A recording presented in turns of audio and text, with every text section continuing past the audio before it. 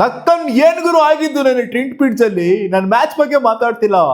Outside the stadium ಏನ್ ಆಗಿದ್ದು ನೋಡ್ತಿದ್ದೀರಾ ಅಂತ ಅನ್ಕೊಂಡಿದ್ದೀನಿ. ಸೋಷಿಯಲ್ ಮೀಡಿಯಾದಲ್ಲಿ ಸಿಕ್ಕಾಪಟ್ಟೆ ವೈರಲ್ ಆಗ್ತಾ ಇದೆ. ಗೌತಮ್ ಗಂಭೀರ್ ನಡ್ಕೊಂಡು ಹೋಗ್ತಾರೆ, ಪಕ್ಕ ತಿಲಕ್ ವರ್ಮಾ ಅವರು ಇವರಲ್ಲಿ ನಡ್ಕೊಂಡು ಹೋಗ್ತಿರ್ತಾರೆ. ಗೌತಮ್ ಗಂಭೀರ್ ಅವರ ಪಕ್ಕದಲ್ಲಿ ಬಸತನ ಅಂತ ಹೋಯ್ತಾ ಇರ್ತಾರೆ.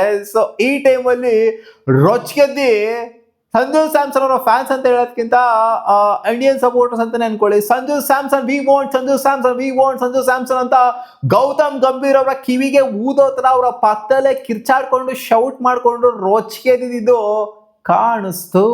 ಸೊ ಈ ತರ ಒಂದು ತರ ಕಂಟಿನ್ಯೂಸ್ ಆಗಿ ಸೋಲ್ತಾ ಇರೋಂಥ ಟೈಮಲ್ಲಿ ಈ ತರ ರೊಚ್ಗೆದ್ದಿರೋಂಥ ಇಂಡಿಯನ್ ಫ್ಯಾನ್ಸ್ಗಳು ಕೋಚ್ ಮುಂದೆ ಹೋಗ್ಬಿಟ್ಟು ಕಿರ್ಚಾಡೋಂಥದ್ದು ಇವ್ರು ಬೇಕು ಅವ್ರು ಬೇಕು ಇದೆಲ್ಲ ನೋಡೇ ಇಲ್ಲ ಗುರು, ನಾವು ನೋಡೇ ಇಲ್ಲ.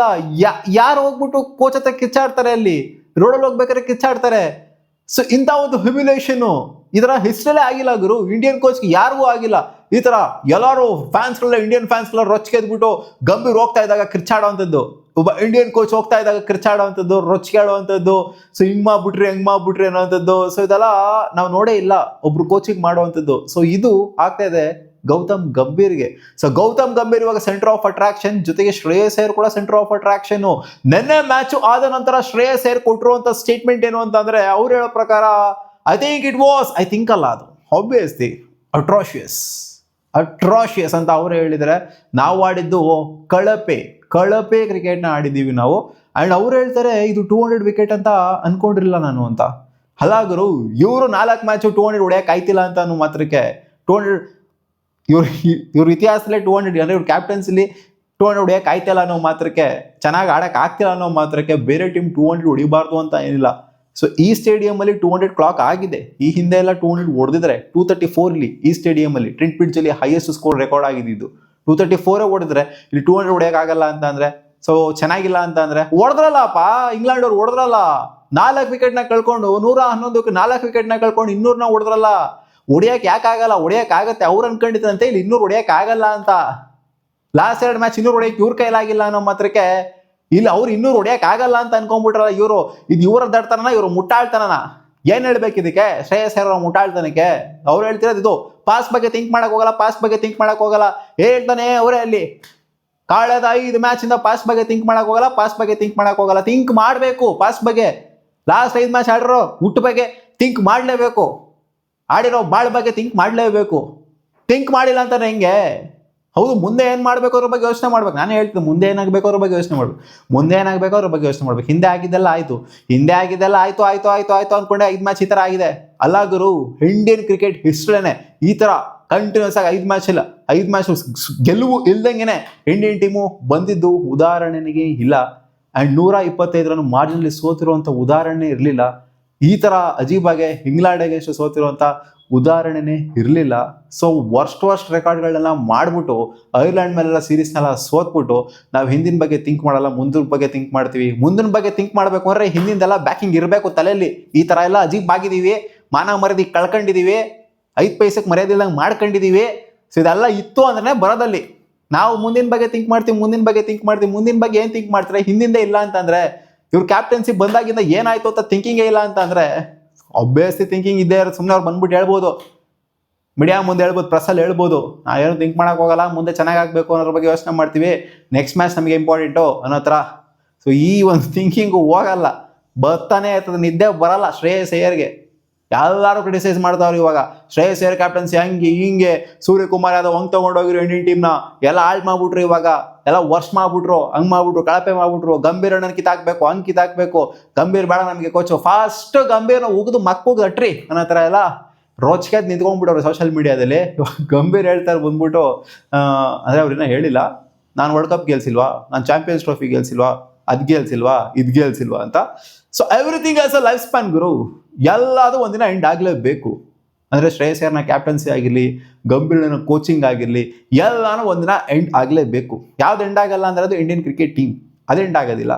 ಸೊ ಇವ್ರು ಕೊಡ್ತಾ ಇರೋಂಥ ರೀಸನ್ ಏನು ಅಂತಾರೆ, ನೆನೆ ಸೀರಿಯಸ್ಲಿ ಒಂಥರ ಹೋಗ್ಬಿಟ್ಟು ಒಬ್ಬ ಇಂಡಿಯನ್ ಕ್ಯಾಪ್ಟನ್ ನಾವು ಆಡಿದ ಅಟ್ರಾಶಿಯಸ್ ಅಂತ ಹೇಳೋದಿದೆಯಲ್ಲ, ಒಪ್ಕೊಳ್ಳೋದಿದೆಯಲ್ಲ. ಸೊ ಇದೇ ಒಂಥರ ಹ್ಯುಮಿಲೇಷನು, ಇದೇ ಒಂಥರ ಅಜೀಬ್ ಆಗೋದು. ಹೌದು, ಅಜೀಬ್ ಆಗಿದ್ದೀವಿ, ಓಕೆ, ಬಟ್ ಹೋಗ್ಬಿಟ್ಟು ಸಿಕ್ಕಾಪಟ್ಟೆ ಅಜೀಬಾಗಿ ಆಗ್ಬಿಟ್ವಿ ಗುರು ಅಂತ ಹೇಳೋದಿದೆಯಲ್ಲ, ಓಪನ್ ಆಗಿ ಹೇಳೋದಿದೆಯಲ್ಲ, ಅದು ಪ್ರೆಸ್ಸಲ್ಲಿ ಹೇಳೋದಿದೆಯಲ್ಲ, ಅಂದರೆ ಪೋಸ್ಟ್ ಮ್ಯಾಚ್ ಪ್ರೆಸೆಂಟೇಷನ್ ಹೇಳಿದೆಯಲ್ಲ, ಇದು ತೀರಾ ಅವಮಾನಕರ ಒಬ್ಬ ಕ್ಯಾಪ್ಟನ್ಗೆ.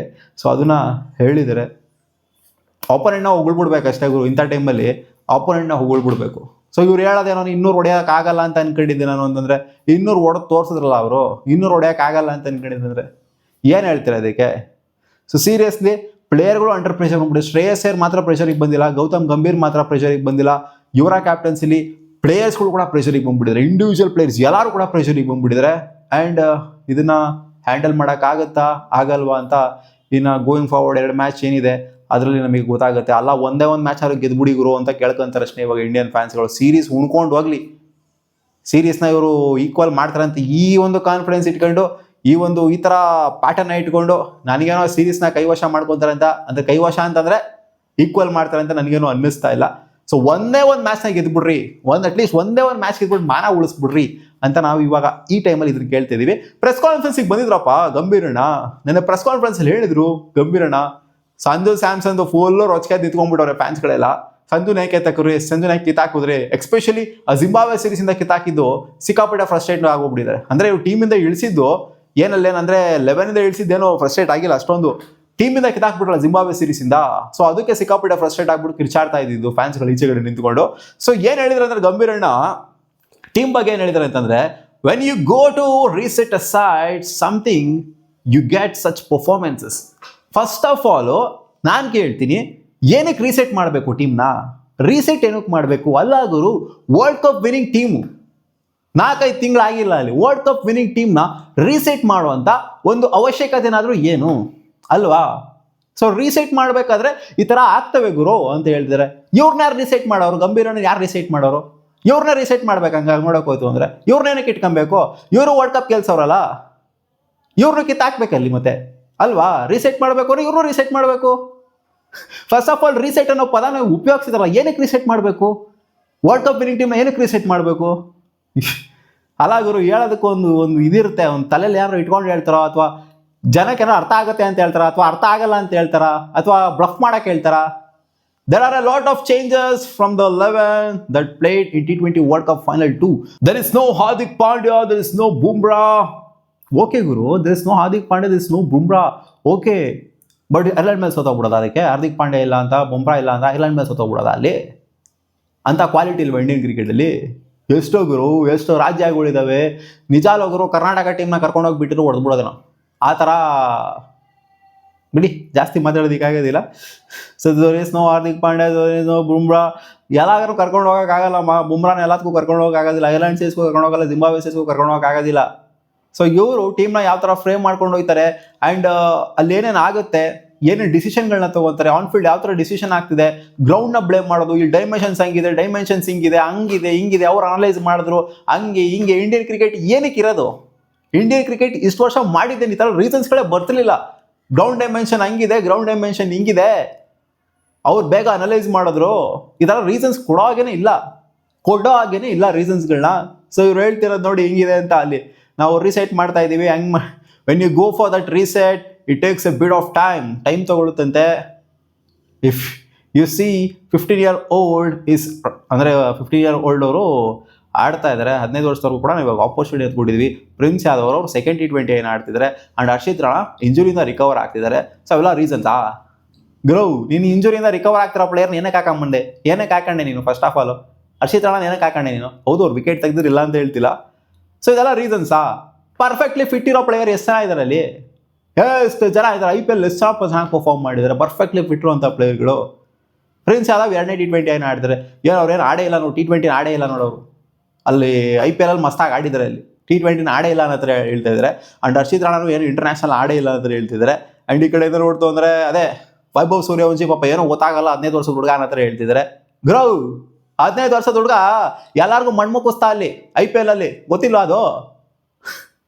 ಹೌದು, ಚಾನ್ಸ್ ಕೊಡ್ತಾ ಇದ್ದಾರೆ ಇಲ್ಲ ಅಂತಲ್ಲ, ಬೇರೆಯವ್ರಿಗೆ ಆಪರ್ಚುನಿಟಿ ಕೊಡ್ತಾ ಇದ್ದಾರೆ ಇಲ್ಲ ಅಂತಲ್ಲ, ಬಟ್ ರೀಸನ್ಸು ಅದಾಗಬಾರ್ದು. ನೋಡಿ, ಹಾರ್ದಿಕ್ ಪಾಂಡ್ಯ ಇಲ್ಲ, ಬುಮ್ರಾ ಇಲ್ಲ, ಅವ್ರು ಇಲ್ಲದೆ ಇರ್ಬೇಕಾದ್ರೆ ಹೆಂಗೆ ಇಂಡಿಯನ್ ಟೀಮ್ ಗೆಲ್ಲುತ್ತೋ ಅದು ಮೇಯ್ನು, ಅದು ಅಲ್ವಾ?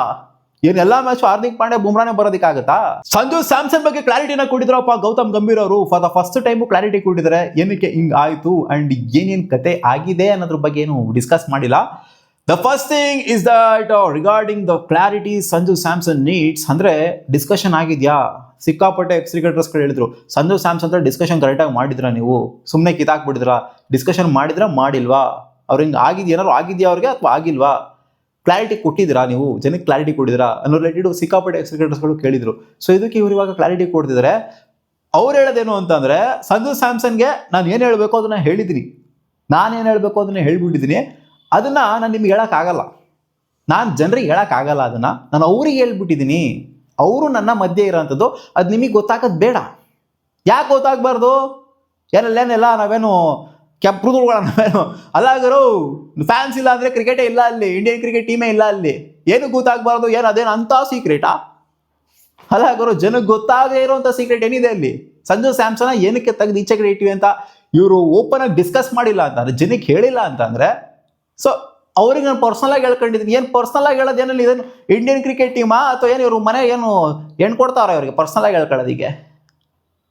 ನಿಜಾಲು ಈ ಥರ ಎಲ್ಲ ಹೇಳ್ತು ಅಂದರೆ ಪ್ರೆಸ್ ಮುಂದೆ ಬಂದ್ಬಿಟ್ಟು ನಾನು ಪರ್ಸನಲಾಗಿ ಹೇಳ್ಕೊಂಡಿದ್ದೀನಿ, ನಾನು ಈಚೆ ಹೇಳಲ್ಲ ಅದನ್ನು ಅಂತ ಹೇಳ್ತು ಅಂದರೆ ಏನು ಉತ್ತರ ಕೊಡುತ್ತೆ? ಏನೇನು ಮಾವ ಬಾಬುನ ಸಂಬಂಧನ ಅದು ಪರ್ಸನಲಾಗಿ ಹೇಳ್ಕೊಳ್ಳೋದಿಕ್ಕೆ? ಇಂಡಿಯನ್ ಕ್ರಿಕೆಟ್ ಟೀಮ್ ಆಡ್ತಿರೋದಲ್ಲಿ ಸಂಜು ಸ್ಯಾಮ್ಸನ್ನು ಏನು ಅವ್ರ ಮನೇಲಿ ಆಡ್ತಾ ಇಲ್ಲ ಅಲ್ಲಿ. ಸೊಮ್ಮನ್ ಏನೋ ಒಂದು ಬಂದ್ಬಿಟ್ಟು ಪ್ರೆಸ್ ಕಾನ್ಫರೆನ್ಸ್ ಅಲ್ಲಿ ಲಾರ್ಜಿಗಾಗಿ ಹೇಳೋದು, ಆಟಿಟ್ಯೂಡಲ್ಲಿ ಹೇಳೋದು, ಹಿಂಗೆ ಮಾಡ್ಬಿಡ್ತೀವಿ, ಅದಾಗುತ್ತೆ, ಇದಾಗೋಗ್ಬಿಟ್ಟೈತೆ 5 ಮ್ಯಾಚು ಈ ಥರ ಟ್ರಾನ್ಸಿಷನ್ ಮಾಡ್ತಾ ಇರ್ಬೇಕಾದ್ರೆ, ನಾವು ರೀಸೆಟ್ ಮಾಡ್ತಾ ಇರಬೇಕಾದ್ರೆ ಹಿಂಗಾಗುತ್ತೆ ಹಂಗಾಗುತ್ತೆ, ಅದು ಇದು ಎಲ್ಲ ರೀಸನ್ ಕೊಡೋವಂಥ ಸೀನೇ ಇಲ್ಲ, ಅಗತ್ಯತೆಯೂ ಇಲ್ಲ, ನಾವು ಕೇಳೋಕೊಂಡು ಕೂತ್ಕೊಳ್ಳೋವಂಥ ಬಕ್ರಾಗಳೂ ಅಲ್ಲ. ಡಬ್ಬಾ ಥರ ಆಡಿದೀವಿ, ವರ್ಸ್ಟಾಗಿ ಆಡಿದೀವಿ, ವರ್ಸ್ಟ್ ಡಿಸಿಷನ್ಗಳನ್ನ ಮಾಡಿದ್ದೀವಿ, ಅಜೀಬ್ ಡಿಸಿಷನ್ಗಳನ್ನ ಮಾಡಿದ್ದೀವಿ, ಥರ್ಡ್ ಕ್ಲಾಸ್ ಡಿಸಿಷನ್ಗಳನ್ನ ಮಾಡಿದ್ದೀವಿ ನಾವು. ಆದ್ದರಿಂದ ಟೀಮು ಈ ಪರಿಸ್ಥಿತಿಲಿದೆ ಅಂತ ಹಾನೆಸ್ಟಾಗಿ ಒಪ್ಕೋಬೇಕು ಬಂದ್ಬಿಟ್ಟಲ್ಲಿ. ಥರ್ಡ್ ಕ್ಲಾಸ್ ಥರ ಡಿಸಿಷನ್ಗಳು ಮಾಡಿದ್ದೀವಿ ನಾವು ಅಂತ. ಅದು ಕ್ಯಾಪ್ಟನ್ಸಿ ವಿಚಾರದಲ್ಲೇ ಆಗಿರಲಿ, ಅಂದರೆ ಶ್ರೇಯಸ್ಸನ್ನ ಕ್ಯಾಪ್ಟನ್ ಮಾಡಿ ತಪ್ಪು ಅಂತ ಹೇಳ್ತಿಲ್ಲ ನಾನು, ಅದು ಕ್ಯಾಪ್ಟನ್ಸಿಯ ಶ್ರೇಯಸ್ಸೇರ್ ಮಾಡ್ತಾ ಇರೋಂಥ ಡಿಸಿಷನ್ಗಳು.